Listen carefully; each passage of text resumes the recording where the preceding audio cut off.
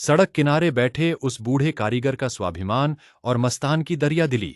80 के दशक में मुंबई के धोबी तालाब इलाके की एक तंग गली में एक बूढ़ा दर्जी रहता था। रामदीन नाम का वह कारीगर अपनी जिंदगी के 50 साल सिर्फ कपड़ों की सिलाई में गुजार चुका था। उम्र के इस पड़ाव पर उसकी आंखें कमजोर हो चुकी थीं और उंगलियां सुई पकड़ते वक्त कांपती थीं। उसके पास इतने पैसे भी नहीं बचते थे कि वह अपनी आंखों का इलाज करवा सके या दवा ले पाए। एक दिन इलाके के एक बड़े व्यापारी ने रामदीन से अपने कीमती सूट की सिलाई करवाई थी। कपड़ा सिलने में थोड़ी सी चूक क्या हुई, उस घमंडी व्यापारी ने सड़क पर रामदीन की सिलाई की दुकान उखाड़ फेंकी। रामदीन सड़क किनारे बैठकर अपनी कांपती उंगलियों से अपनी बिखरी हुई सिलाई की मशीन को समेट रहा था। तभी उस गली से हाजी मस्तान की गाड़ी गुजरी और सड़क पर उमड़ी भीड़ को देखकर गाड़ी रुक गई।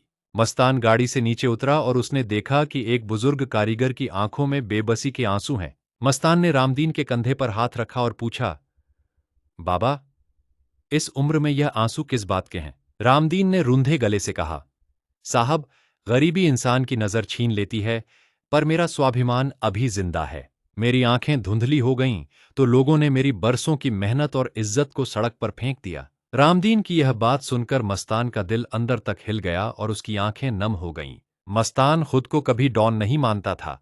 वह जानता था कि गरीबी और मजबूरी इंसान से क्या क्या कराती है।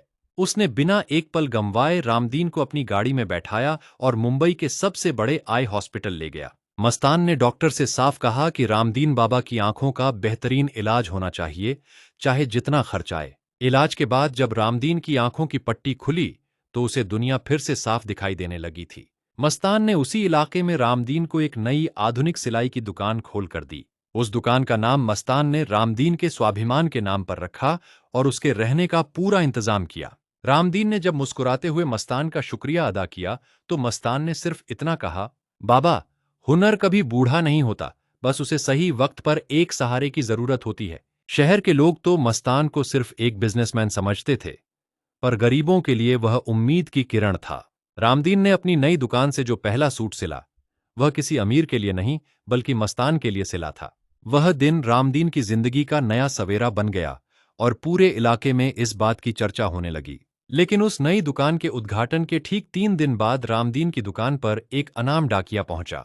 उस डाकिये के हाथ में एक ऐसा खत था जिस पर उस घमंडी व्यापारी का नाम लिखा हुआ था। उस खत के अंदर एक ऐसा चेक और एक ऐसी चिट्ठी थी जिसे पढ़कर रामदीन की आंखें फिर भर आईं।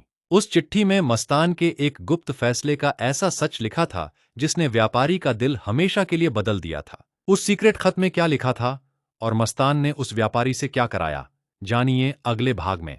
अगर आप इस वाक्य की अगली सबसे भावुक और दिलचस्प कहानी सुनना चाहते हैं तो अभी कमेंट बॉक्स में टाइप करें स्वाभिमान।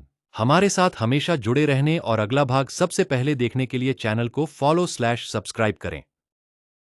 इस वीडियो को लाइक करें, अपने दोस्तों और परिवार के साथ अपनी प्रोफाइल पर शेयर करें।